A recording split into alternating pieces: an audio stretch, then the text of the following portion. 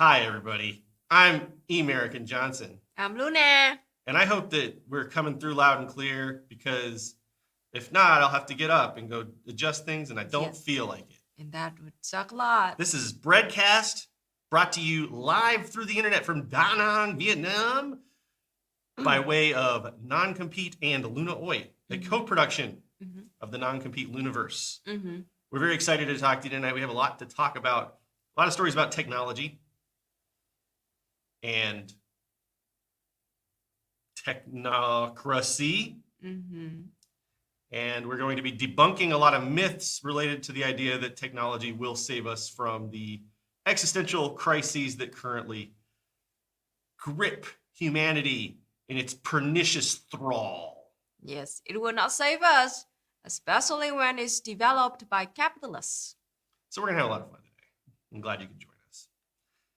So, Luna, I do want to say that there is I talked about this a little bit in the last election. I talked about how the new liberal movement is going to be technocracy. Yeah, That was my prediction. Now, I don't know remember that. exactly. I can't yet say that it's coming true. But there are signs that it may be coming true. Because my whole thing was, here's what my theory was. I'll recap for folks who haven't been with us for the last 3 years. Thank you for the tie adjustment. So my thought was the pandemic and the George Floyd uprisings and the impending global climate catastrophe that's becoming increasingly undeniable are kind of proving that austerity, neoliberalism, and all the propaganda that liberals have been shoveling down our throats for the last since at least the Reagan administration, it's not going to happen. It's not working. And it's like no longer a sustainable lie. So my thought was, what are the liberals going to do to try to recover and recuperate and get their bearing back? Because they're not going to just, give up and move towards socialism or anything like that. And they're certainly not going to go. They're not even going to go back to like social democracy or like welfare state kind of shit in the USA. And even in Europe, from what I understand, they're rolling back a lot of social democracy stuff. So what are they going to do? And I was thinking, well, I was looking at what was going on during COVID, and I noticed how they never talked about the measures like Vietnam was taking, or China, or any of the socialist places, which was really just like common sense. I mean, the formula that ended up working in socialist nations, in my opinion, and also in terms of scientific fact, are things like having smart lockdowns where you lock down. Well, first you have to have it contained to begin with, which means like immediately recognize that there is a pandemic instead of trying to pretend there's not and putting your fingers in your ears and going la la la la la for 3 or 4 months like most of the Western world did. Immediately recognize that there's a pandemic. Have smart lockdowns where anytime there is a lockdown, in Da Nang, it was neighborhood by neighborhood. Exactly. And then and they had like yellow, green, and red zones. Yeah. So like just having like a smart and like multi-layered, multifaceted lockdown system, wearing masks, and having free healthcare for people with COVID. Yeah. So at that time we had a live kind of map. Yeah. That like every day it would change the color of the different regions. So like especially for like taxi drivers or truck drivers, the delivery man, they would know that what day they can go to what kind of area to deliver stuff. So pretty smart. Yeah, and it used technology. Okay, technology was in the mix. We are not Luddite. Well, I'm not going to shame the Luddites. Actually, Luddites get a bad rep. We are kind of Luddites because we don't want to welcome technology that's hurting humanity. And I think that was actually the Luddites' mission. But anyway, we are not anti-technology. Technology was used by places like Vietnam, but it was really more about recognizing that there was a pandemic and actually giving a shit about human lives, and like having like putting doctors in charge of the response. And, exactly. At least we are not denying it. Yeah, and having like things like socialism. Socialism was the real solution. Yeah. The free healthcare for people that had COVID was key to reducing the death toll and exactly, and also like when you know that you will have a free healthcare and free treatment from COVID-19, you would not be afraid to go report to the global government and, hey, I have a COVID, go treat me. Or else people would just hide the symptoms, and especially the people with poor, background. Oh, yeah. They can't afford the treatment. Of course, they will hide their sickness. That's also why it's very important that in Vietnam during the lockdowns, people were required to be paid income, to receive income. Yeah. And they distributed free food. Yes. So again, it's all about like socialist policies Yeah. that actually worked and saved so many lives in Vietnam. But so now we talked about all that. The reason we were talking about that is because what the capitalist media, I was paying close attention to what the capitalist media was talking about. Yeah. So what they did was, first of all, they painted socialist countries like Vietnam with this like authoritarian brush. Yeah. And there were literally articles coming out saying like, oh, the reason Vietnam is doing so well fighting against COVID is because of their authoritarian, draconian, tyrannical government, which is like me living through the pandemic here. It was absurd seeing that, just absurd. Because like we didn't see any cops at all through the whole freaking lockdown for one thing. When they would do the lockdown, they would have like a little barricade thing in the street, but it wasn't even usually it wasn't even manned. Yeah. Sometimes they would have police like checking in and out truck drivers and stuff like that because they wanted to keep track of who was going into which areas and that sort of thing.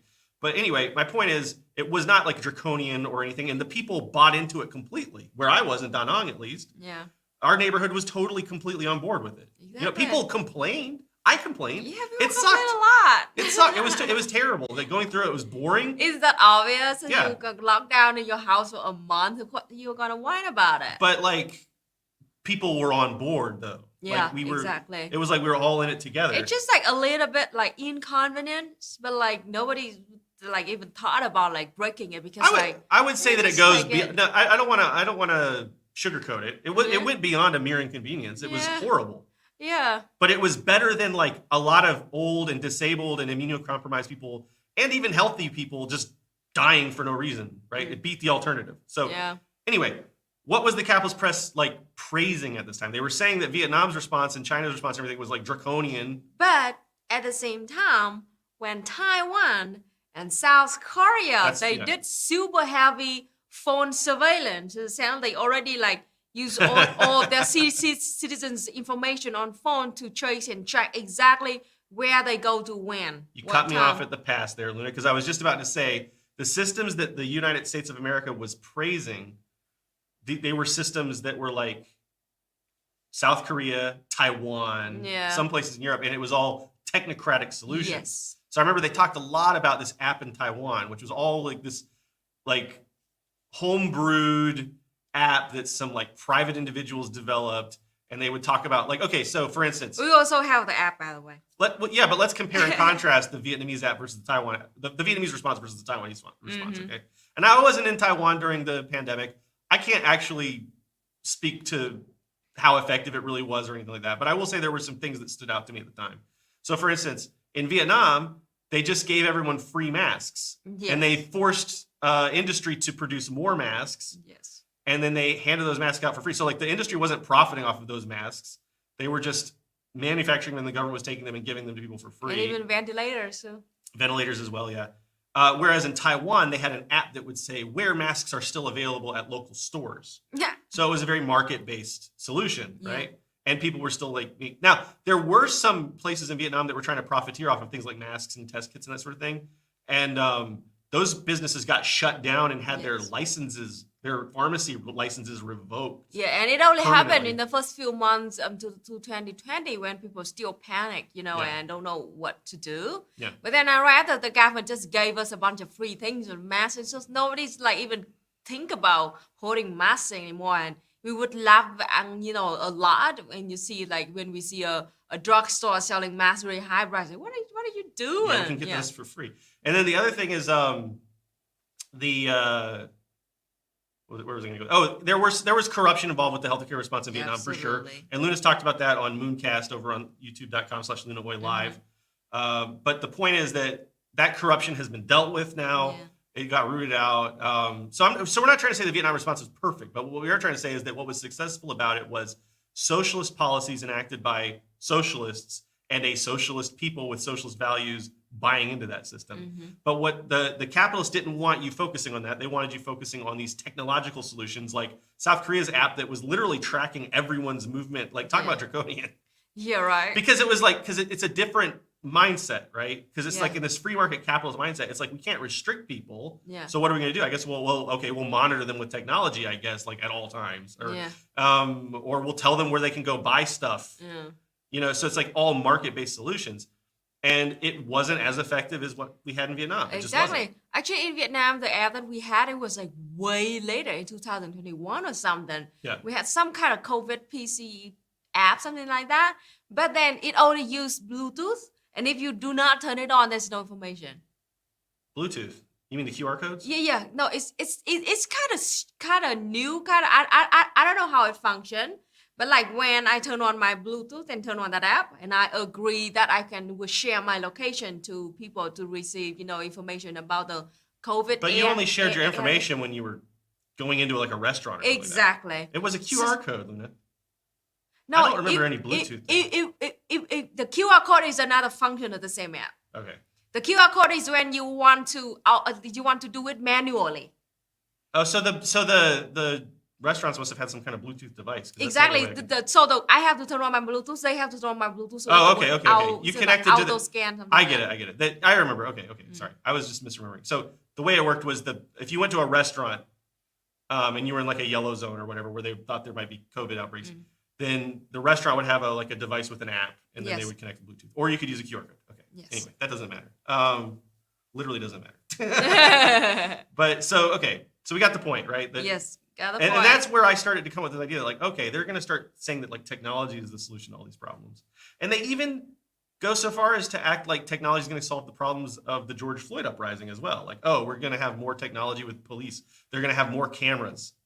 Where like that was a big talking point during the uprising. It's like, oh, we just need more body cams, when that never proved to be useful or effective at all, right? And there are even problems associated with cops having cameras, and the cops can just cover them and turn them off. Yeah. We all know those talking points. Yeah, great. I remember this story.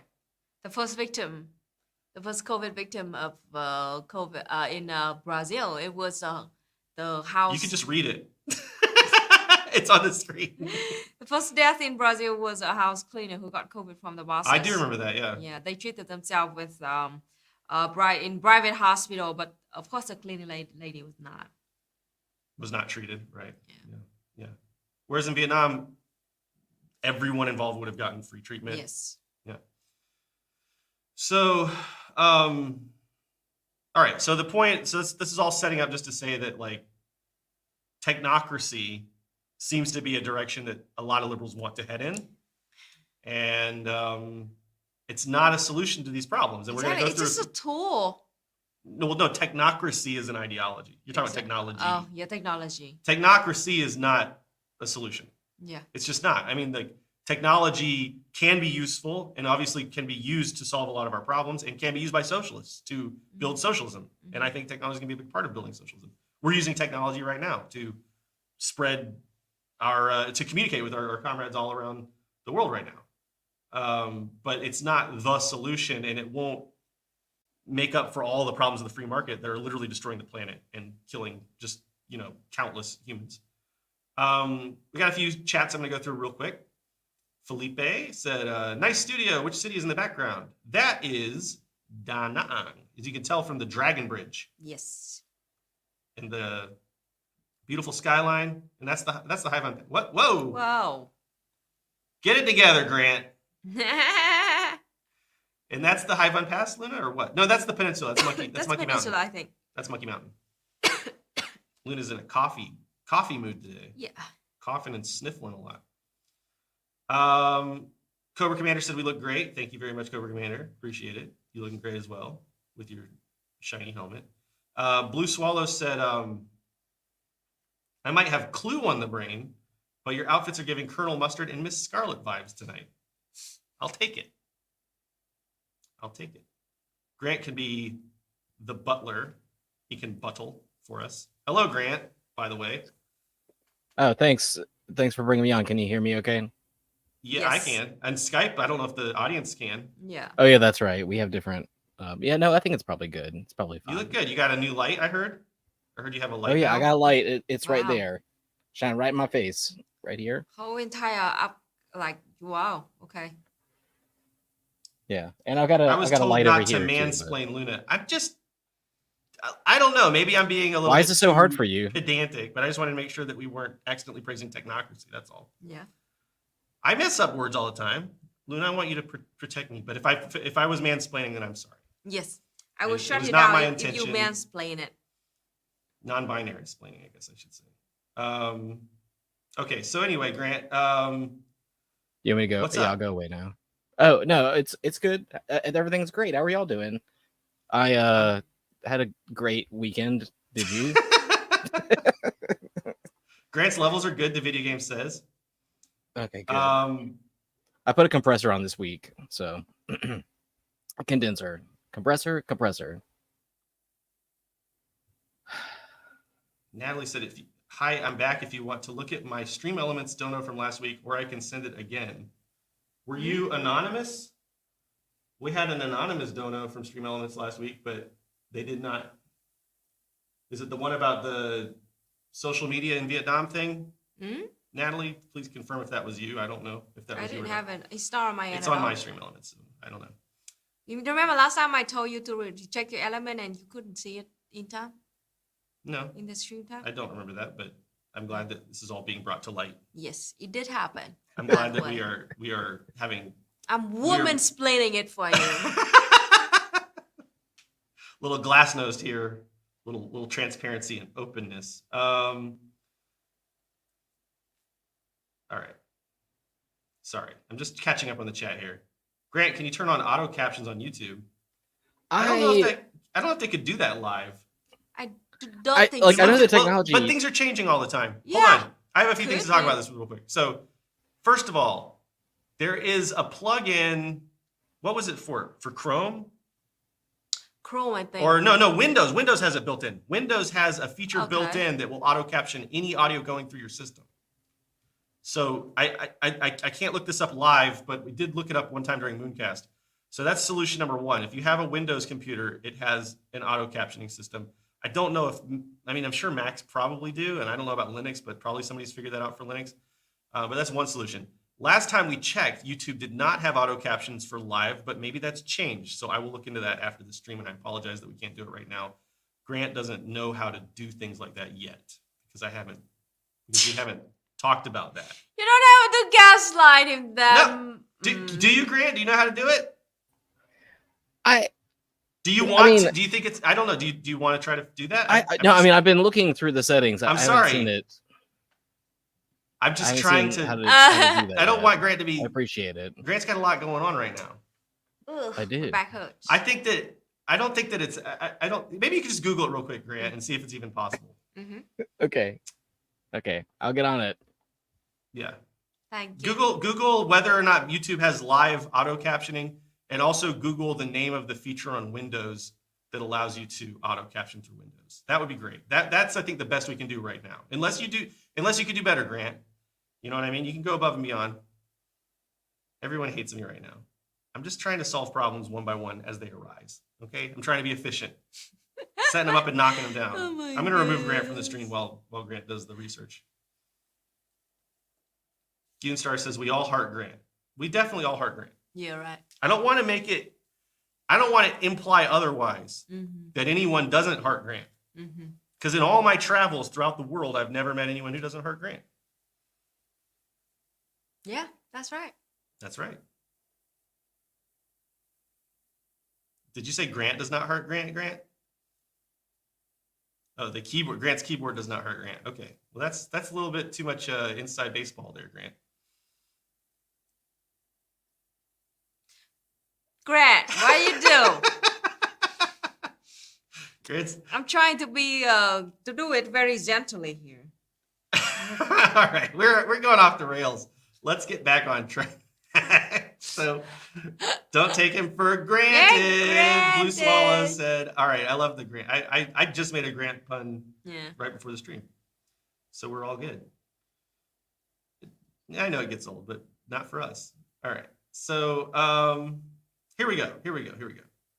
Let's go into our first, it's kind of technology related and it's COVID related. So it's a good little transition story here. Move us into our next phase of the stream. Then we're going to talk about this is from Fortune, by the way. What is fortune? Fortune magazine is a capitalist rag, No, I see. and they want to enable notifications, but that's not going to happen. All right.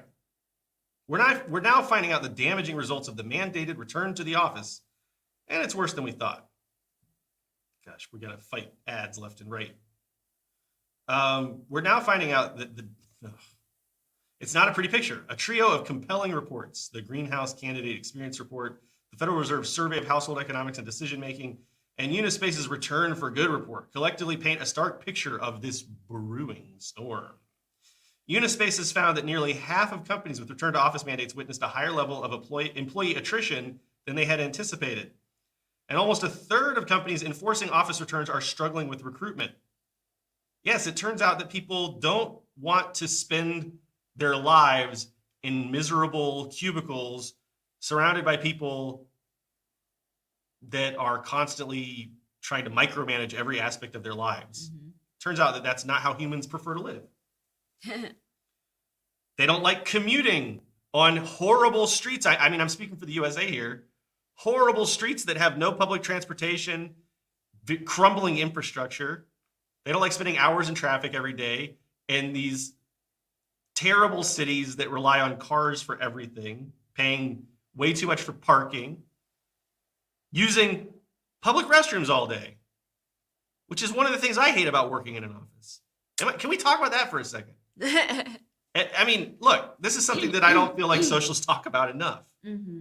But I feel like in a stateless, classless society, the vision, the dream that we all want to build for the future, the workplace public restroom probably would not be a thing of the past, but a lot of us would be spending a lot less time in public restrooms, which I think is an improvement in quality of life. I know I'm being utopian right now, okay? Mm-hmm. I know that I am constructing an imaginary future society that's better than the one we have today, but I like to dream that once we've seized the means of production, we will spend less time in stinky public restrooms. Yeah, I do not like public restrooms. Yes. But I think that's probably a big factor on why a lot of people don't want to return to the office. I'm just saying. Mm-hmm. The only good thing about the public restroom, and I will grant you this. Yeah, great. Yeah, Mm-hmm. like that. Grant didn't laugh, notably. He smiled though. He smiled. Okay, I didn't see his face. The only good thing about the public restroom at the workplace under capitalism is that you can, in some instances, although this is starting to go the way of the dodo, not the way of the doo-doo, Yeah. the way of the But the dodo. is you can sometimes use the restroom on the clock and get paid to use the bathroom. And that's a trick I've used a lot in the past. Go to the bathroom and get paid to do your business. Exactly. Your non-business related business. Sorry, I'm stuck on this. I got to move forward. We're moving forward. So a lot of people are not wanting to return to work or quitting their jobs. Meanwhile, a staggering 76% of employees stand ready to jump ship if their companies decide to pull the plug on flexible work schedules, according to the Greenhouse report. It's like, yeah, adults want to be treated like adults. I mean, all right, even when I was like a petty bourgeois, like small business owner, right? And I had all these employees, I was always like, just, you know, all we got to do is get our work done. I don't care if you're in the office or out. You know, like I never really saw the need to like micromanage people like that. Mm-hmm. Even when I was like a petty bourgeois business owner, adults can do adult things. We can be trusted. Like, you know, like if I have a task to perform, I'll get it done. Mm-hmm. Right? I mean, Yeah. It's not unreasonable whatsoever. And that's why I completely understand that 76% of people don't want to be micromanaged in an office all day. No, It's a yeah. miserable way to live. And I know because I've been there. I hate it a lot. Yeah, Luna and I have both been office workers. It sucks. Especially if you got kids and stuff, I could not even imagine. Oh, Could not even imagine. Moreover, employees from historically underrepresented groups are 22% more likely to consider other options if flexibility comes to an end. In the SHED survey, the gravity of the situation becomes more evident. The survey equates the displeasure of shifting from a flexible work model to a traditional one to that of experiencing a 2 to 3% pay cut. People were more open to returning to the office if it was out of choice. Flexible work policies have emerged as the ultimate edge in talent acquisition and retention. The Greenhouse, Shed, and Unispace reports, when viewed together, provide compelling evidence to back this assertion. Greenhouse finds that 42% of candidates would outright reject roles that lack flexibility. In turn, the Shed survey affirms that employees who work from home a few days a week greatly treasure the arrangement. Because, yeah, we all want to be freaking free. I mean, like, this is just, it's so obvious. And like the fact that these middle managers and these executives and stuff can't grok this is just tells you how divorced they are from reality and how they don't really see workers as human beings. Yeah. Because these are not luxuries we're talking about. Yeah. You know, being able to like pick up your kids from school or like swing by the bank or, you know, maybe sleep in a little bit every now so often. I mean, heaven forfend that you like sleep past like 5 or 6 a.m. sometimes. Yeah. Human beings are not organically, biologically, physiologically meant to live these rigid office lifestyles. We're just not. Yeah, It's it's like so bad for our body. It's really bad for our body. Yeah, just imagine, you know, like a lot of, you know, like just sit on the chairs for hours every day, 10 hours every day. Yeah. Your neck would hurt, your shoulder would be in pain, your back would hurt, and you're gonna get a lot of fat from it. And when you're working in an office, and you know, you can't just like go take a jog or something like that. Mm-hmm. You know what I mean? I know because I used to ride a bicycle to work, right, in North Carolina. And by the way, you talk about, I used to have to bring like baby wipes so I could wipe all the sweat off of me, and I'd have to change my clothes in the public restroom, which sucks, you know.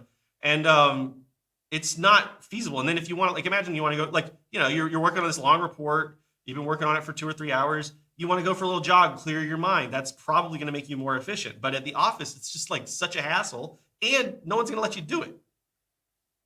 I don't, you know, like, yeah, some jobs you got to be attentive for like the whole time, or some jobs you got to be on site. There's some jobs where you got to be on site. Like, you can't work as like, you know, freaking, I don't know, dock worker from home, obviously, right? But we should give people as much flexibility as we possibly can, even within the context of like capitalism. I mean, that's why COVID-19 opened a new, you know, like, this is an evidence to the, you know, like a lot of, you know, corporations that you don't need. Workers got a taste for it. Yeah, you workers finally got a taste for it.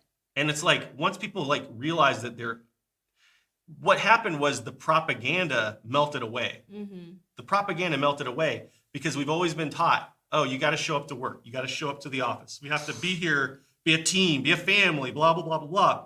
I hate that a lot. We are a family. Oh, it's the worst. It's the worst. But like that propaganda started to melt away because during COVID, people were like, oh, wait, I'm actually more productive when I work at home. And I'm actually way happier. Yes. So that's what, you know, that's what's happening here. The Greenhouse report has ranked employees' priorities as increased compensation, of course, because everything's more expensive now. Greater job security. We could talk about job security in a minute if you want to. I think job security is a load. Career advancement opportunities, better flexible work policies, and a more positive company culture. Because company cultures are toxic AF. In other words, excluding career-centric factors such as pay, security, and promotion, flexible work ranks first in employees' priorities. So, interesting, Unispace throws another factor in the mix, choice. According to its report, overall, the top feeling employees revealed they felt toward the office were happy, motivated, and excited. However, all three of the feelings decreased for those with mandated office returns. In other words, staff members were more open to returning to the office if it was out of choice rather than forced. Which, again, it's like adults are adults. If you got to go to a meeting at the office and it's like something that, you know, like, we'll do it. You know, if it's like something you got to do to get the job done, people will do it. But what people don't like is being told, no, you got to be in this office for like the vast majority of your waking life under these terrible fluorescent lights. The temperature's not going to be what you want it to be. You're either going to be too hot or too cold. I always so cold in my office. It was miserable. I mean, all my joints just hurt every single day because it's so cold, and I could not change it because it's like a whole, like, you know, system. Oh yeah, you don't have any. Yeah, And they don't even they won't even give you any kind of workplace democracy about it. You think they're gonna let the employees vote on it or anything like that? No. Usually it's whatever the boss wants, in my experience. But I mean, and I've had bosses who've literally said like, "Oh, we got to keep it cold in here because that keeps people productive," or, "Oh, we're not wasting a bunch of money on air conditioner. Just don't wear a jacket." You know, I've had both kinds of bosses. It's just whatever like nonsense philosophical BS the boss has is usually what sets the temperature of the office. But then what I hate, you know, you gotta wear pants. Oh. And I'd like to demonstrate, you know, like I don't have to I'm not wearing pants right now. I'm wearing shorts. Don't worry. I'm wearing shorts. But it's like, who wants to wear pants? Are you wearing pants, Luna? No. No. I'm wearing like my whole like. Luna does have a blankie though. Yeah, I have a blanket over my legs. And another thing, you complain about pants. We have to wear a super tiny skinny skirt, high waist, which is awful. Yeah, I think that's one of the most terrible things about they do that in Korea too. Ugh. Women have to wear like a specific outfit to the office. Yes. That's a thing in a lot of Vietnamese companies too, right? Yes. They have to wear like a white blouse and a black pencil skirt or something. Yeah, black pencil skirt, like high and you already always have to be careful, especially if you share the same office with a lot of guys, you know, because you can't wear like my back just hurt, but I cannot unzip my freaking skirt because it was working, and then I cannot just like change it because I'm gonna meet a customer the next like hours. It was awful. Oh gosh. This is a good point from Nadia. It says, remote work is a safety issue and COVID has not gone away. I think what they're saying is being able to work from home is a safety issue. Yeah. I mean, I feel like, okay, I guess I thought that went without saying, but we should say it. Yes, absolutely. Especially in the USA where there's still like millions of people who haven't even been vaccinated who can be vaccinated. Nobody's wearing masks. It's like there's everyone's acting as if the pandemic is over. And by the way, I think I read there's like a big upsurge in COVID lately. Yes. There's like a summer breakout in the USA. Yes. So like, yeah. And you know, not only that, but just like, let's say it's flu season, or let's say that there's just a cold going around the office, right? Like there's like a lot of reasons why you might not want to go into an office, especially if you have immunocompromisation or other disabilities or that sort of thing. So yeah, absolutely. I mean, you know, and by the way, just speaking from a capitalist perspective, you don't want your staff sick all the freaking time. You know, that cuts down productivity right there. You want to make more profits. You don't want your employees sick all the time, you would think. But they're more interested in control and coercion than even the bottom line sometimes. That's how indoctrinated capitalists and executives and the bourgeois proletariat really are. Natalie was hoping for the EJ skirt reveal. I don't like skirts because should we talk about this? My thighs are kind of big and they rub together. They're very thick. I need some separation. So I can't really wear skirts. It's just, you know, I can't wear anything that's not giving me good separation. Maybe I need to invest in better underwear or something. I don't know. So, all right. Just checking the chat here. You got any starred ones, Grant? Oh, yes. Yoon said, seize the toilets. 100%. I think this could have legs, this whole talking more about the public restrooms at work. Mm-hmm. For one thing, they need to be, look, in the USA, we have a horrifying systemic problem, and I'm not kidding about this, which is that bathroom stalls in the USA have like a 1 foot plus gap at the bottom. Yeah. It's outrageous, and I'm not kidding. Why is that? Why? Explain. Why do we have this huge gap between the bottom of the stall and the floor? So that if there is like, so we can know who there's a person inside or not. Is that why? But if the door is locked, it clearly there's a person inside. That makes no sense. In Asia, I've never been anywhere in Vietnam, Korea, Thailand, Cambodia, Taiwan, Hong Kong, everywhere you go in Asia, the stall goes all the way to the floor. There might be a small, like 1 or 2 inch gap for, I guess, water in case there's like a overflow or something. Yeah. But you have privacy. Yes. I demand. But in the USA, the gap was huge. I didn't understand it. It's absurd. I think that this should be a workplace demand. No kidding. Like, you should demand privacy. It's awful. It's freaking awful. You don't want people to see your. Look, I'm sorry if this is a little graphic. You don't want people to see your pants around your ankles. No. You know what I mean? Like, No. nobody wants to expose that to the world. I just don't think I'm upset about it. And when I use public restroom in Vietnam, we have the gap is way smaller, but then I never have to use the gaps at all because I know that when the door is freaking locked, this person inside. Yeah, or you can just knock if you really have to. just you can knock. Hashtag mind the gap, but don't knock on the door of a public restroom unless it's like Like a emergency. emergency. Because that also sucks is when someone knocks on the door while you're doing your business. But anyway. Anyway. So I don't know if we're open for links or not, but if what I've used, the solution is just give us the title and the source of the article, Teledilocadora, and then we might take a look at it. We usually don't look at things cold, but we might, depending on the article. But we might look at it next week. So yeah, if you can't share a URL, just share the name of the article and where it's from. Or you can email it to us at noncompete@gmail. But we don't check Gmail live. There's a story from Jason. I haven't seen full-length store doors in the early 70s. Then they want to save money by replacing it with a very BS store. I mean, is that true? Was that true? Was there a golden age of public restrooms in the USA that no one ever talks about anymore? 70s? A storied age. A full door? Wow, I didn't know that. But I do, yeah, I've always thought that it was to save money. Because, like, think about it. If you're making, like, 6 bathroom doors, and you cut off, like, a third of each door, which, seriously, it is, like, close to a quarter or a third of the door sometimes. You know, you're saving, like, that's, like, 2 free doors of wood. Bastards. Yeah, I remember it now. You uncracked that memories of me about the USA. Yeah, the gap is, like, I remember it now. I was shocked. You know, the first time I saw it, I was like, what is this? You have like 2/3 of a door only. Like, what? So Nadia says, public restrooms used to exist before Reagan. They were declining, but Reagan really started sharply reducing them. Yeah, that's one of the things Luna and I, when we're driving around in the USA, it's one of the few things South Carolina does fairly well is that there are a lot of rest stops on the highway.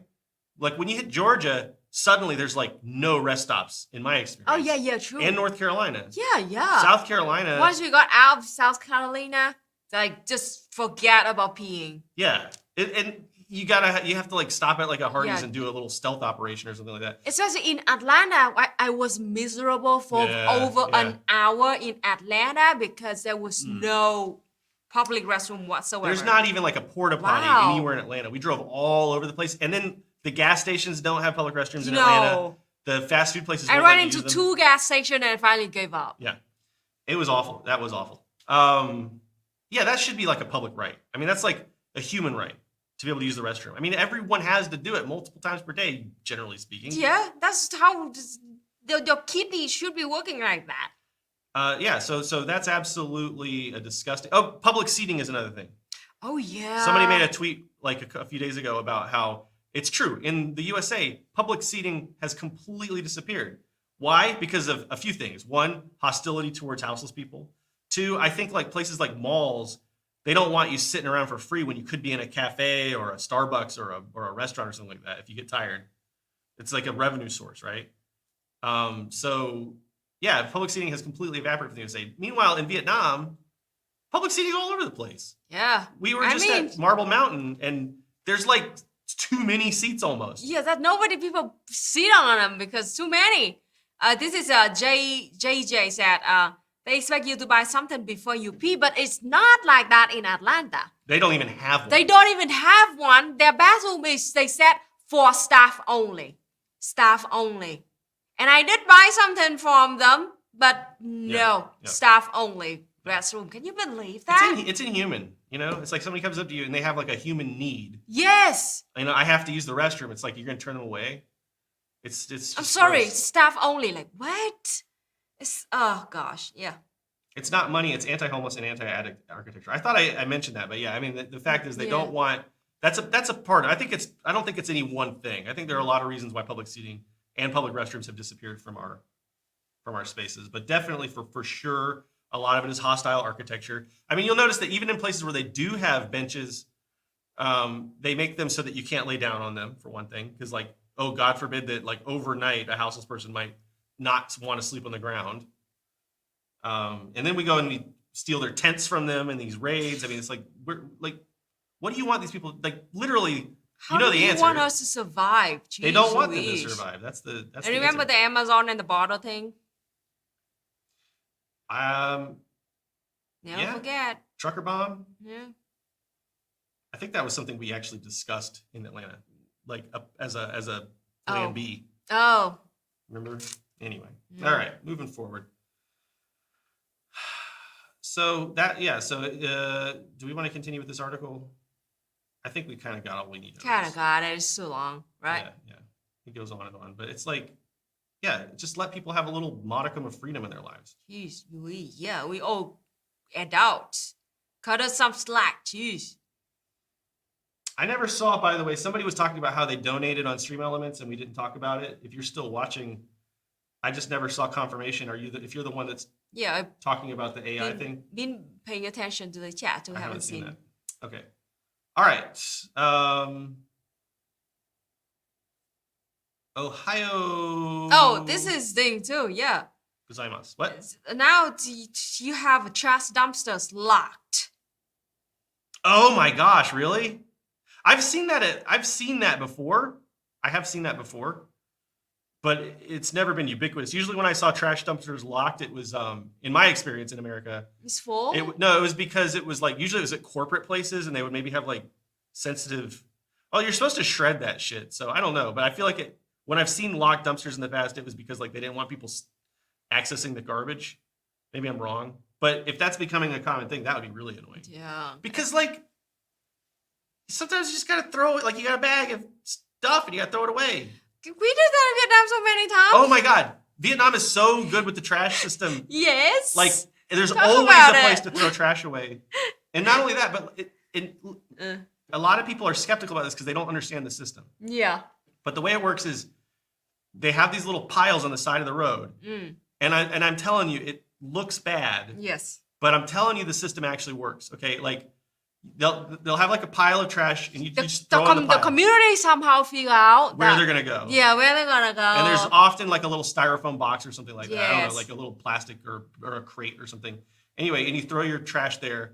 And it seems bad, especially like towards the end of the night, like full, yeah, it getting starts full. to get full. But every single night in these major cities like Da Nang, Ho Chi Minh City, Hanoi, an army of disposal workers come out, and I'm saying like hundreds of people. A lot. They just come out and they have like all kinds of like.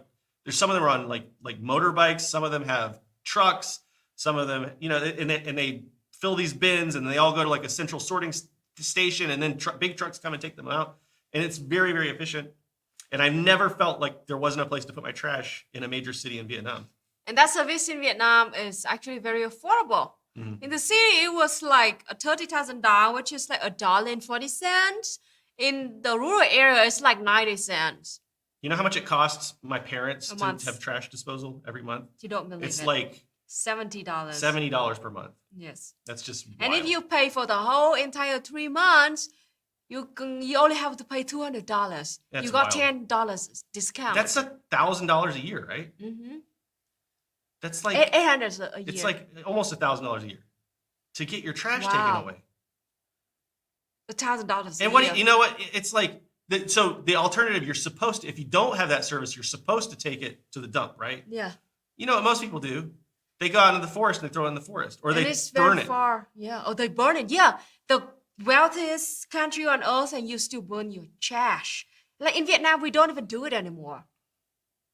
It's so bad. I mean, we still sometimes like old boomers, they do not have a proper education about how bad it is. They still did it in the 90s style. Sometimes they burn their trash, but it's getting more and I'm more seeing that rare way in less Vietnam. now. Like 10 years ago, that was pretty common. I Yeah. barely see that anymore. But I mean, yeah. So what? Yes. So what? Look at the society we're building in the USA. You can't throw away trash. You can't use the restroom. You can't sit down. It's like such an inhuman space. Yeah. But the people who control society, the capitalist class, they have all the comforts and luxuries of home anywhere they go. You know, they're flying around in their private jets. They're riding around in their fancy limousines. They have their yacht. I mean, this is kind of a cliche for socialists to talk about, but let's talk about it. But I don't know. Of course, they don't care about our public If rich spaces. people in Atlanta, how did they use public restroom? If they Are you kidding? They probably don't go to the places that don't have public restrooms. They just don't go there. Oh yeah, true. They spend their whole life surrounded by luxury. Yeah, true.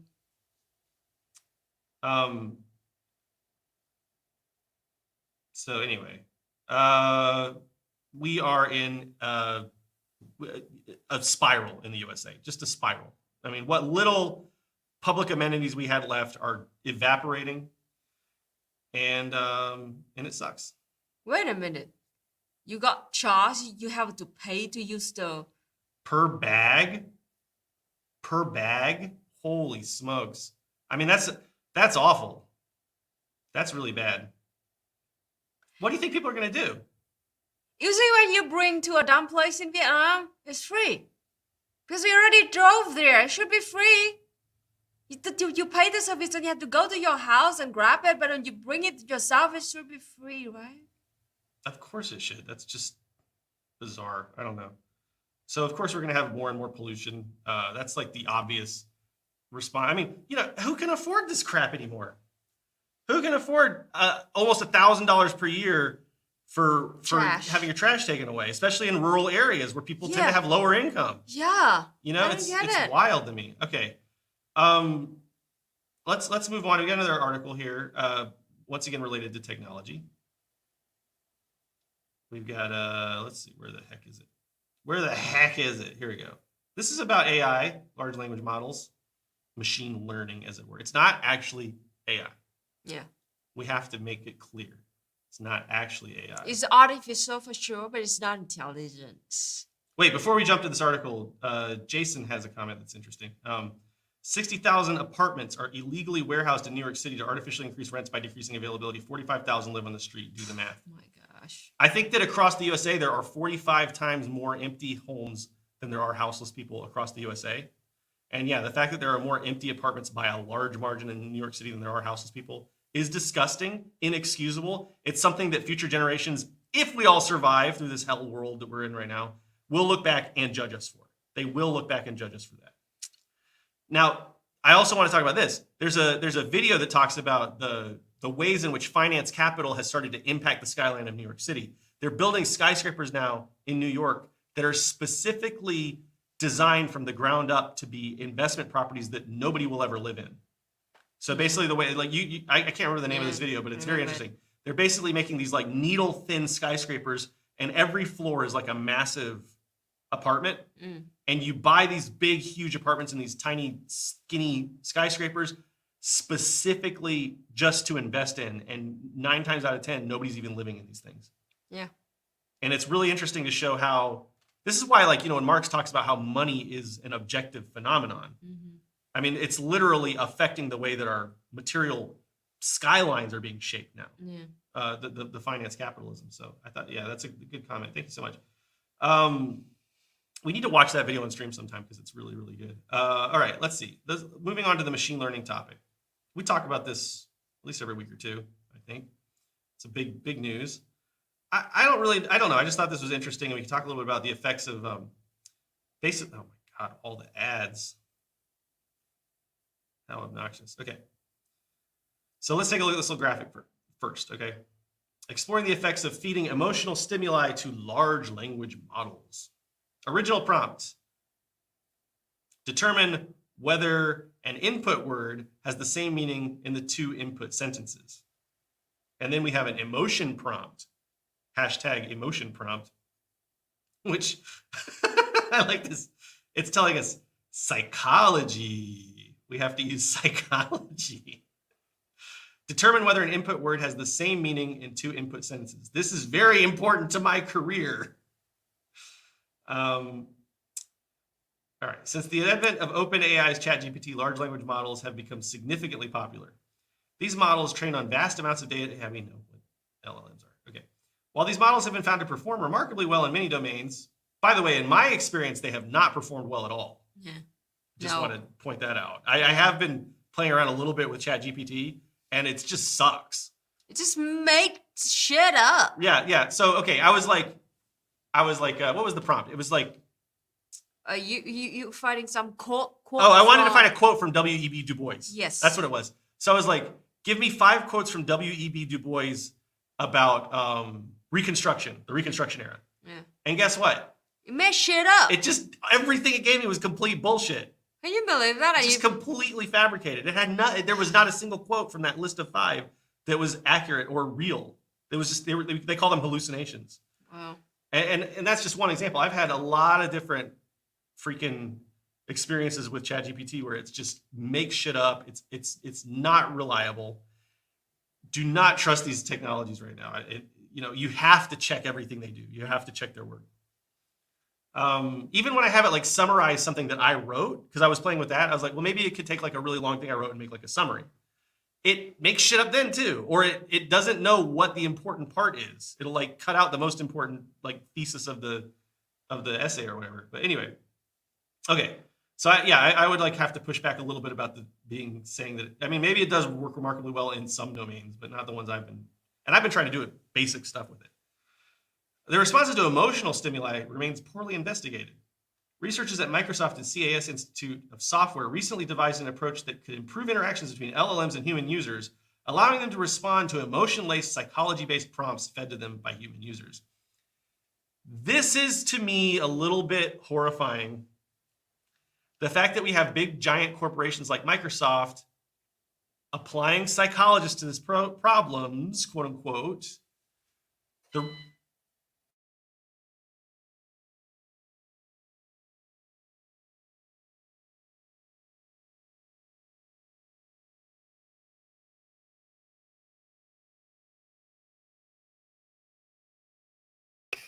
Hey y'all, it looks like EJ might have tripped a wire. So I'm gonna jump back into here and just vamp until they come back. So how's everybody doing in the chat here? I'm dying up here. Yeah, it sounded like they had maybe a uninterrupted power supply go bad, or they tripped a breaker or something. So oh yeah, they're all gone now. Everything is getting disconnected. Well, great. That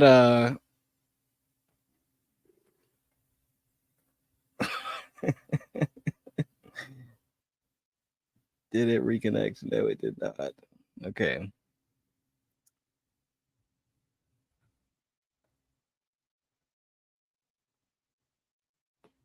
What's with that background? Well, the background.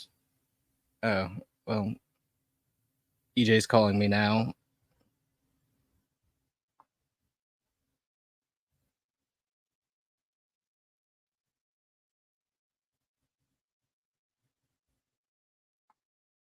How does.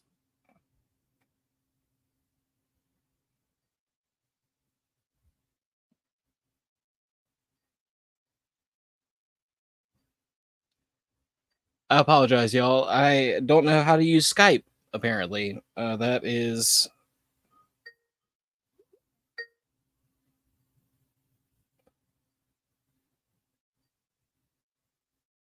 Or maybe.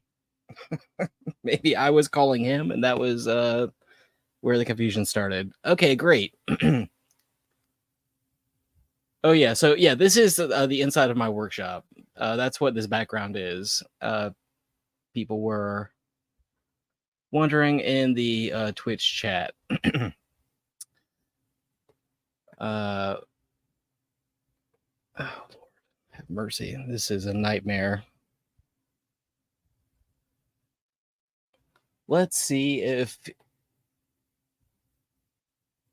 Oh no.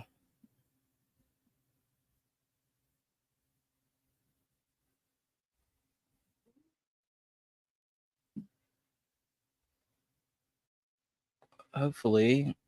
Oh, here comes Luna.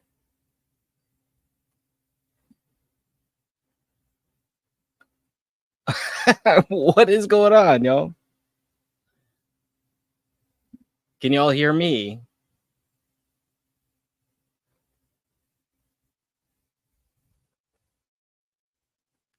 Oh boy.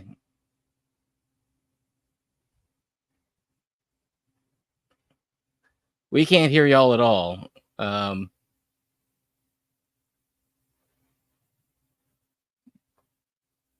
Let's see if we can. 1, 2, there we go. Yes. Okay, Yep, there you we're on are. the crappiest little old microphone in the world, and So what? we are with power. The power went out. Yeah, There we go. all heard the Power beep went out right before it Use went Here, out. I'll use this. There.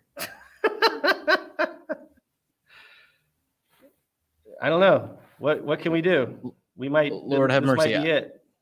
This might be it. We might have done. I We cannot might hear just be Grant. doing an hour-long stream Why are tonight. EJ and Luna in a found Because footage movie? You can't hear Grant probably because you have the audio settings incorrect. Let me check it. No, everyone can Audio. hear me just fine. It's Yep, just got the wrong you. thing for that. There you go. Connection. And Okay, now you should be able to hear Grant. now can you hear me? Did you mute your tab or something?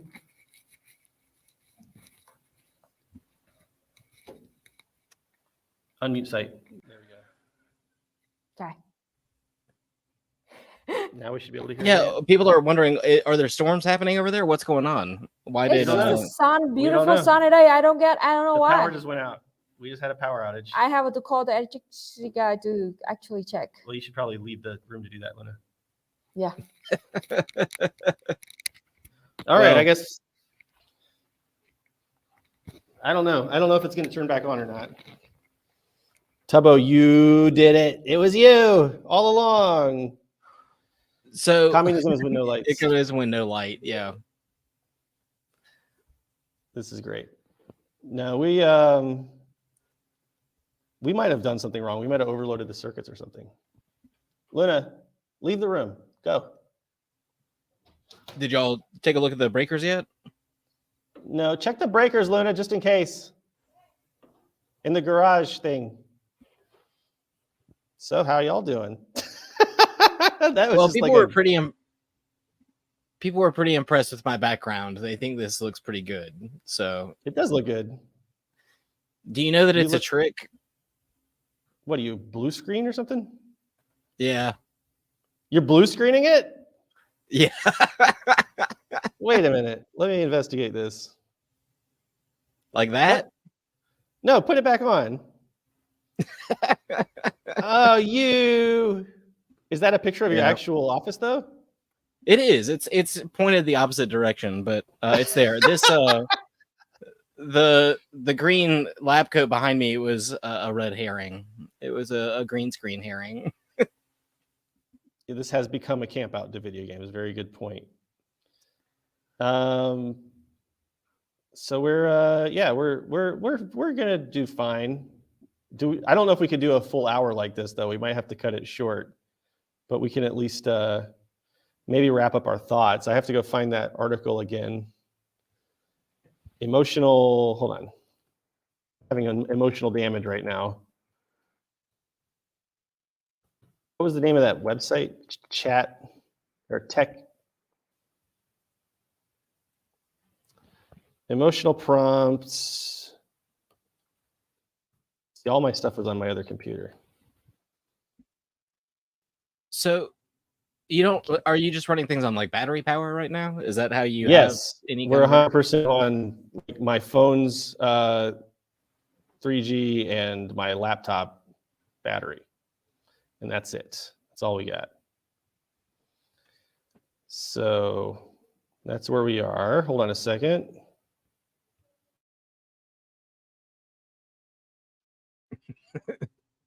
Is the camera on the keyboard? It is. Okay. Just talk for a second. Oh yeah, I can talk for a second. Somebody asked, where'd it go? Who is the guy with EJ? Well, what I would tell you is that I am Grant, the Slopstash. We used to do streams together a long time ago, and we might even start sweating to the theory again if we don't do works in theory some other time in the near future. I think we're considering maybe doing both, going back and forth or something. And maybe considering doing a cooking stream again at some point. But that will require some more setup. As you can tell by the background behind me, is my workshop is very incomplete right now, and I need to do a lot of work to get it so that I'm not sweating in here just every single day, every time we stream. So that's about what I've got. What exactly was it that you were doing, EJ? Are you looking up that? Yeah, I'm just gonna have to go. I was trying to be a little lazy and not log into Trello, but I'm gonna have to log into Trello on this computer, which is a little bit annoying, but it's okay. We're all gonna be okay. Oh, I did add another graphic for us that I think is it's appropriate. I don't know how to make it any smaller than this though, so we're just gonna have to deal with this animated GIF. Oh, look at that! That's exactly what's going on right now. It is. How did you do that? Well, I just added it as an overlay. You have to scoot to the left a little bit, I think. Other way, other left. There you go. Now, okay, so now we're all on screen. Are you able to type pretty good with that? With that up there? Is this helping? I feel like this is helping. Oh yeah, my typing has improved by. Okay, good. And it lets everyone know. You know, that's what I wanted to help bring to this. So I'll take this away now, though. Well, I don't know if you should, because we are still at work. People right, gotta know. Finally, logging into Trello has been a tremendous pain in the ass, but I think I'm logged in. There we go. All right. This is why I didn't want to log into Trello. Yes. All right. Can I try a different method of verifying, please? Bastard. Okay. Here we go. EJ, could we share the Deprograms Discord, or do we have our own? Are you asking me that question? No, there was. Oh, this is a question from the audience. We have a Discord, but it's obsolete, and we're going to rebuild it. We're going to rebuild. We have the technology. We do. It's just we have neglected it for a very long time, and we just don't like the way it's structured anymore. It's too complicated. There's too many channels. We want to make it more focused on like one or two things, and it's just got a lot of legacy problems. So yeah. For now, we will just say, don't worry about our Discord. It sucks. People in our Discord are pretty cool. I'm not trying to attack the people in the Discord. I like our little community, but it's just our fault. We've just been terrible stewards of it. So we're gonna. Yeah, I think that we'll probably have it back under control maybe another couple months, and we'll probably relaunch it. Yeah, that's the plan. So apologies to everybody who's been in the Discord and that we've been failing. We apologize for failing you. Okay, all right. I found that article finally. It's definitely not search engine optimized. I could not find it through copious Googling. All right, so we'll just keep on keeping on. Do we sound okay, Grant? You don't sound bad. All right. We're just using the horrible camera and mic of this little tiny laptop, but it seems to be okay. So, all right. The electricity guy is like, oh, really? So it's like, okay, so I was the first one to report. He's like, okay, we're checking now. Good. It might just be our space or something. Okay. All right, let's continue. Let's just pretend everything's normal. Which as an American, I'm very good at that. That's what we've been doing for decades now. Just pretending that everything is fine. Yeah. Oh my God. I actually clicked some Oh, this website is atrocious. It was an ad. I don't know what it was. All right. All right, Grandpa.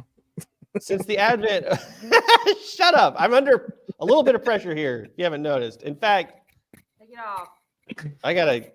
we have to go down to like NASA right before launch mode here. It's hot in here. All right.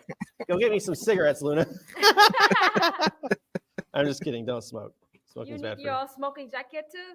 I would love to have no, it's too hot for a smoking jacket. All right, moving forward with the article. Grant, you just stick with us. You're boosting our production value a little bit right now. So I think so. You know, we need you. I don't have any cameras to switch anymore, so. Tubbo says I need to use an ad blocker. I know. This is just my streaming setup, so I don't really care about it. All right. I should install an ad blocker, though. I'm not saying I shouldn't. You're correct. Okay. Here's where we left off. Researchers at Microsoft and CAS Institute of Software recently devised an approach that could improve interactions between LLMs and human users, allowing them to respond to emotion-laced psychology-based prompts fed them by humans. Now, again, this is a little bit terrifying. DEF CON bread. That's right. This is a little bit terrifying because we already know what happens when we saw this all happen with social media. They brought in the psychologists, they brought in the gambling experts, they brought in all these people to manipulate the hell out of human beings, right? Yes. What, Luna? Oh, yeah, that's a good point. Okay. So it's kind of interesting because this article is supposed to be about how we can. Oh, wait. All right. I'm sorry. I'm so distracted right now. I want to say something real quick about ad blockers. I just learned something a little bit recently, which is that advertising nowadays, there's something called malvertising. And I try to stay pretty up to date on technology, but I didn't even know about this. So if you're not aware, you should really have an ad blocker because even on like some mainstream sites, like corporate news sites and that sort of thing, and through like Google ads right now, people are able to inject malware into your computer through advertisements. So yes, you really do need to have an ad blocker. Yep. We're kind of, we have a breaking news. You need an ad blocker if you don't already have one. Now there's another thing going on. This is a complete sidetrack, but I just figured it was worth talking about for just a second. Grant, have you heard about the DRM for the internet coming out? The DRM for the internet. I know I have not. You tell me about that right now. So Google is now setting up technology so that basically, first of all, they've already started to do this a little bit with YouTube, for instance, where if you have an ad blocker, they will like threaten your very account. And they're also starting to say that they're going to roll out DRM basically so that when you're browsing the internet and you go to just normal websites and you're using Chrome, it's going to have a DRM system that like makes sure that you're looking at the ads basically, and they're going to be like monitoring what you're doing and that sort of thing. It's absolutely horrifying. So yeah, Jason said it happened to me 2 weeks ago, malware from a pop-up ad that I didn't even hit. So yeah, absolutely. So I didn't mean to be dismissive of the recommendation to use an ad block. You really should be using one right now. I mean, how horrible, anyway, all right. Capitalism just sucks so much. Everything sucks. They're able to inject malware into your computer through fucking ads. It's awful. Swear jar. Oh yeah. Swear jar. Yeah, we need that. I don't know. We also need to come up I'm with halfway to getting that. I'm halfway to getting that made. We need an infraction policy. Like what happens when you swear? What's the well, you don't get the revenue that we get. Oh, you don't get. You're gonna make it a fully you like get like $1 off system. Yeah, fully anarcho-capitalist system. Okay. No, we all agree to it. Oh yeah, it's a voluntary. Yeah. We might need to workshop that a little bit, but anyway, okay. So this is an article that's ostensibly about you manipulating these platforms emotionally, but mark my word, they will also be manipulating you emotionally. They say LLMs have achieved significant performance in many fields such as reasoning, language understanding, and math problem solving, and are regarded as a crucial step to artificial general intelligence. Cheng Li, Jingdong Wang, and their colleagues wrote in their paper, pre-published on Archive. However, the sensitivity of LLMs to prompts remains a major bottleneck for their daily adoption. In this paper, we take inspiration from psychology and propose emotion prompts to explore emotional intelligence to enhance the performance of LLMs. So in other words, they're literally saying that you should emotionally manipulate these large language models. The approach devised by Li Wang and their colleagues, dubbed emotion prompt, draws inspiration from well-established knowledge rooted in psychology and the social sciences. For instance, past psychology studies found that words of encouragement and other emotional stimuli could have positive effects on different areas of a person's life. For instance, improving the grades of students, promoting healthier lifestyle choices, and so on. To see whether emotional prompts could also affect the performance of LLMs, the researchers came up with 11 emotional sentences that could be added to typical prompts fed to the models. These were sentences such as, "This is very important for my career. You'd better be sure. Take pride in your work and I'll give it your best. And embrace challenges as opportunities for growth." So basically they want you to act like a combination between a middle manager and a Karen to get things done. We have to Karen our large language models. Luna, you're not in the picture. Come in. Everyone wants to see you. Your Squeaky scary heel. horror movie face. Okay. Not because you look like the monster in a horror movie, but because we look like victims in a horror movie. All right, continuing. I had to be clear. I mean, it's just so funny. Like, take pride in your work and give it your best, Chat GPT. This is so ridiculous. What are we doing as a species? Where are we going?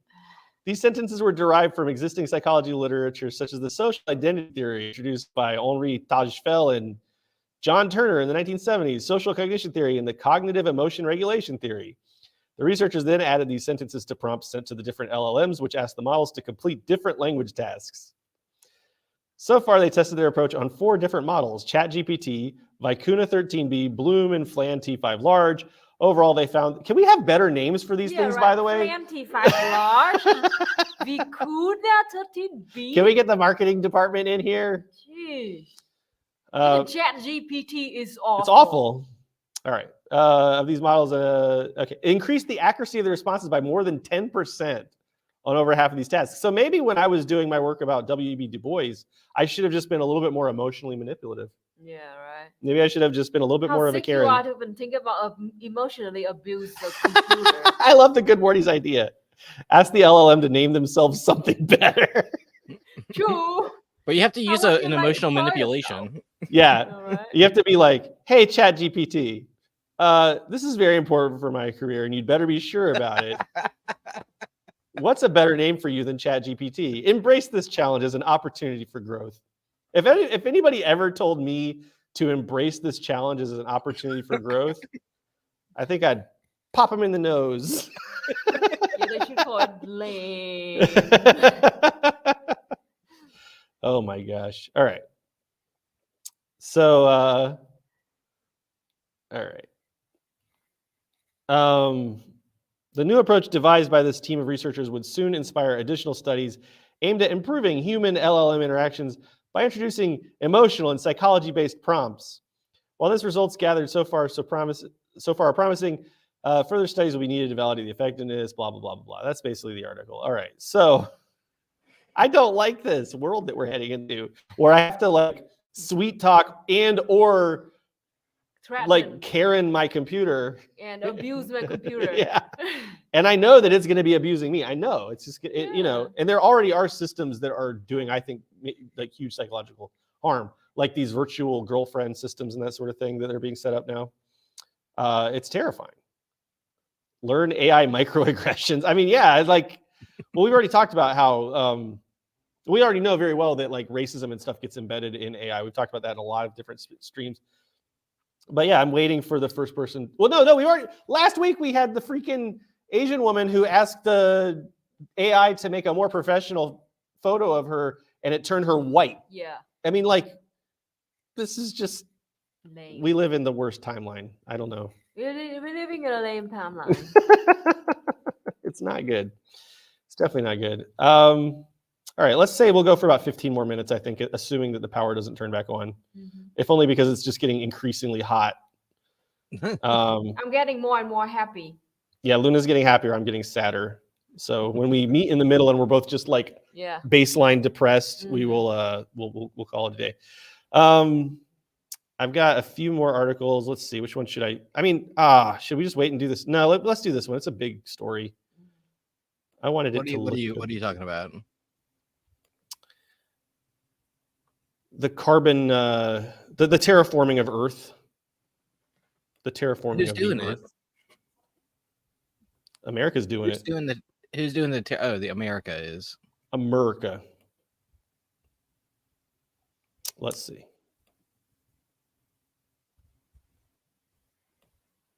Is this the right? Yeah, that's the right one. Oh my gosh. Okay. What are you, All right. Here we go. This is again technocracy, folks. This is happening. It's already set up. It's already set in stone. U.S. unveils plan for large facilities to capture carbon directly from air. $1.2 billion program with a B. and they made trees. Marks a global first for controversial strategy for fighting climate change. Now remember, yeah, that's a good point. We do already have a machine that can capture carbon directly from the air. It's called a tree. It's called a plant. Mhm. But instead we're building these monstrosities. Now look, I'm not anti-technology, but $1.2 billion to build a cyber tree, like a future, like a e-tree. That's like EJ. Have you seen those? It's like a similar thing, but it's like a big tank of algae. that Yeah, they've got like yes, wheeling through the yes. streets. It's like, what? Yes. Like, what galaxy-brained individual came up with this? This is Well, here's the thing. Fuck is that? Climeworks here, they're going to make $1 billion. They're getting $1 billion handed over to them from the freaking government, from your tax dollars. That's actually not how taxes work. Yeah. But anyway, the U.S. Department of Energy today announced it will spend $1.2 billion for two pioneering facilities, one in Texas, the other in Louisiana, that will remove millions of tons of carbon dioxide annually from the atmosphere using a technology known as direct air capture. Can I just grow more trees? No, Luna, they can't grow more trees. They can't shut down unnecessary industry or military projects that, the number one polluter and carbon producer in the world is the United States military. They're certainly not going to roll that back. And they can't, invest in greener energy or anything like that. $2 for a tree and they have 1.2 billion. How many trees are there? No, Luna, you can't have trees. By the way, actually, just while we're on this subject, I don't want to go to the end of the stream without talking about the situation in Hawaii. Hold on. George wrote, solving selected symptoms while ignoring the causality. The American way, the capitalist way, 1000%, yes. The situation in Hawaii is atrocious. There was a wildfire that I think last I checked had a death toll of 55 people. The problem in Hawaii is the same problem in the Pacific Northwest and in California, and much of the continental U.S., which is that they're not using sustainable, indigenous-friendly, indigenous-derived forest management strategies. Mm-hmm. So, from what I understand, it's the same situation in Hawaii as in many places where they have these massive wildfires, which is that there are these ecosystems are supposed to have natural wildfires as part of the natural cycle of things. Mm-hmm. But what's happening is people are building these like luxury mansions and shit in places they shouldn't be building them. And so they're not allowing this natural cycle to occur. And what's happening instead is all this vegetation. I actually have a friend who's in the Park Service in Oregon. And basically was talking about, in Oregon. And basically what happens is if you don't allow these natural wildfires to occur, then all this vegetation overgrows and then it dies and then it turns into this dry kindling. Yes. And the way that it grows, it goes up into the tree's canopy as well. They'll have vines and different kinds of vegetation that go up into the canopy. And it just turns into, dead, dry wood, especially if there's any kind of drought or anything like that, which climate change is exacerbating. And so then what finally happens is when there is a spark, someone throws a cigarette out their car window or something like that, the whole thing goes up like a tinderbox. And that's why you have these massive fires. And that's exactly, from what I understand, and the last time I checked this was yesterday. So maybe my knowledge is like out of date or something. I think it was a developing story last time I checked it. But that's, from what I understand, what happened in Hawaii. They're using these unsustainable, ridiculous building methods where they're building things that they shouldn't be building in places they shouldn't be building them. I mean, like Hawaii, Hawaii should be a sovereign. They should have their own, they should own their own islands, the indigenous Hawaiian people, and they know how to manage it. And, you know, when we talk about things like land back, we don't, you know, we should probably do a full, we are planning on doing a full discussion on this with some indigenous comrades soon. But like, anyway, the fact of the matter is that there shouldn't even be all this construction there to begin with. And certainly indigenous people should be leading how the land is managed because they've been there for centuries and they know how to manage the land. And I think it's just common sense. I mean, if you don't want these massive firestorms that are killing, you know, sometimes hundreds of people and destroying. Well, that is why Vietnam has way less wildfire than the USA. In Vietnam, they actually put indigenous people in charge of the reforestation efforts. And that's why Vietnam has the most successful reforestation program in all of Asia. And yeah, and also we are indigenous to this land and we know how to protect it. So like way less. Right.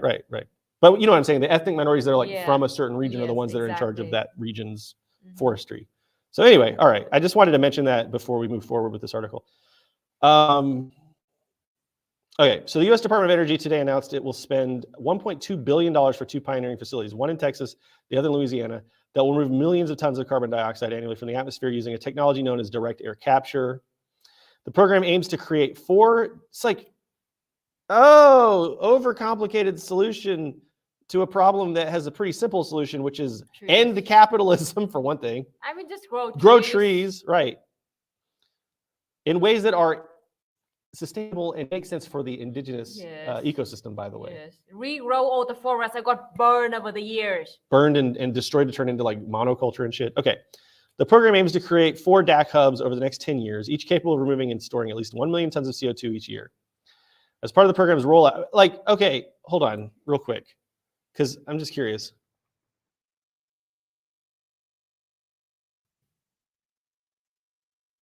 So, you know, in Brazil, because of deforestation and the horrendous policies of Bolsonaro, the rainforest now emits more CO2 than it absorbs. Are you kidding me? Yeah, you didn't know that? Yes. It's awful. No, I had not heard that. Well, that is So the region of the rainforest there absorbs, so this is from May 2022, absorbs 1.5 billion tons of carbon dioxide. Billion. Yes. These DAC plant facility things, each one takes 1 million tons, okay? So if we had just not fucked up the Amazon, that would be like what, 1,500 DAC plants right there alone. Yes. But we've turned it into a net emitter of carbon dioxide. So right there, we could have saved ourselves, like, I can do the math, like billions and billions and billions of dollars, you know, just by having forests. So why don't we just start like sending billions of dollars to South America to regrow the rainforest down there? Isn't that a much smarter use of our funds? Yeah, and Doesn't that make way more sense? People will actually, you know, benefit from it too. This is a bold investment in a technology we think will be needed down the road, says Sally Benson, a geochemist at Stanford University. But critics of the strategy are plentiful as well. Benson's Stanford colleague, Mark Jacobson, an atmospheric scientist, calls the program a boondoggle and a complete waste of money. He argues that because DAC requires so much energy to capture CO2, purify it, and pump it underground for permanent storage, it's not putting it into the natural cycle of the earth. Yeah, it's storage. They're storing it underground. They're just delaying. It's so silly. They store oxygen underground for rich people? It's one of the most expensive and inefficient ways to sequester carbon. Now, why? Let's put on our communist thinking caps for a second. Why would the United States of America government, which is controlled completely by the capitalist class, want to use one of the most inefficient and expensive forms of carbon capture? And also, it's a freaking bomb. Imagine Yeah, the full oxygen tank just got exploded underground. Great, awesome. 1000%. Why would these capitalists want to use this most expensive possible and inefficient form of technology for capturing carbon? Well, if you spend more Because money on it, EJ, then it's going to be inherently better, obviously. better for whom? Better for The capitalists. more money, the better. I just have to, you know, Gosh. cut the joke short because it's obvious that that's Are what they they're. making oxygen for the bunkers for billionaires in the after apocalypse or something? I mean, okay. So Nadia made a good point, which is that it needs to be taken out of the cycle. Partly because, I mean, yeah, you do have to remember. I got a little. I made a mistake there. We do need to take a lot of carbon out of the system because we've taken so much oil out of the ground and put carbon into the atmosphere that wouldn't have otherwise been there naturally. That's true. I'm just saying that I think that we should do it. I don't know. I just don't think that this is the best way to do it, especially since it's, according to an atmospheric physicist at Stanford, one of the most expensive and inefficient ways to do it. And because we have, you know, we have things like rainforests that we could be trying to restore. A better climate strategy, according to Jacobson, would be to simply spend more money on building out renewable energy faster so that coal and natural gas electricity plants can be retired more quickly. I mean, that's the other thing. These plants are not stopping the problem that we are just producing more and more carbon into the air through. It's like we're stealing from one hand and giving it to the other, but we're not giving as much to the other hand, if that makes sense. But DAC proponents counter that even though the world is spending more than $1 trillion a year on clean energy technologies, that won't be enough for countries to meet their carbon reduction goals. According to the Intergovernmental Panel on Climate Change, DAC and other so-called negative emissions technologies will need to sequester some 1 billion tons of carbon every year. Remember, the rainforest was sequestering 1.5 billion by 2030 for countries to have a shot at limiting climate warming to the target of 1.5 degrees Celsius. Currently, human activity pumps 38 GT of CO2, gigatons. Holy smokes. We need an enormous amount of carbon removal, says Julio Friedman, chief scientist at Carbon Direct, a company that aims to help other companies and organizations reduce their climate impacts. We can't achieve our targets without it. So, I mean, I think we're going to probably cut the stream short here because of the tech problems that we're having, and I don't know how long these batteries are going to last and everything. But the point of I guess the point here is we are trying to use technocracy now to solve these problems that capitalism just can't solve. Capitalism is just not. Nope. It's just not equipped to solve it. So we are going down a bad path. We have to, as communists, we have to stand up and say these are not solutions to these problems. And the only way forward really is dismantling capitalism and building towards socialism. Exactly. And we need to not let these scams take over the world. Oh, Luna's checking the old. You get anything on Stream Elements? I guess I should check mine before we take off. But it's just like, yeah. Any final thoughts from you, Grant? No, I mean, you know, we've said. I think we've said a lot of like what we wanted to say, which was that you know, technology is good. We're using technology now. We can use technology to help solve some things, but it's not going to be the you know, magic solution that most capitalists think, or you know, most capitalists they want us to believe as right. This is all. I mean, the point of all this, by the way, it's the target for all of this is working people. Exactly. You know, they want you to believe, and especially because over the next decade, it's going to become impossible to deny that climate change is. It's going to, like, hundreds of people are going to be dying, thousands of people probably in like every city in the United States from climate change. And it's going to become increasingly impossible to deny. And within a decade, no one can deny that climate change is just an existential threat to humanity. And the whole point of this is for them to A, buy themselves some more time to keep the money faucet running, and B, make themselves more money on the way to the destructive. I mean, it's just, it's and that's. I mean, you used a metaphor there that I used this weekend when talking to somebody else as well, which was that, you know, capitalists think that the money faucet can keep getting turned on wider and wider, and that money can keep coming out faster and faster. And that's just not the case. Like resources are going to get used up, and they're going to accumulate all of the wealth that exists. And there is not a perpetual growth to these things. Yeah, and capitalism is, it's like economics 101. Like capitalism requires infinite growth to, sustain itself, quote unquote. It's not a sustainable system, but you have to, they have to continually grow forever, exponentially even, because if they're not growing, they're dying as a business. Just let it load. Just let it load. I think it's just being slow for some reason.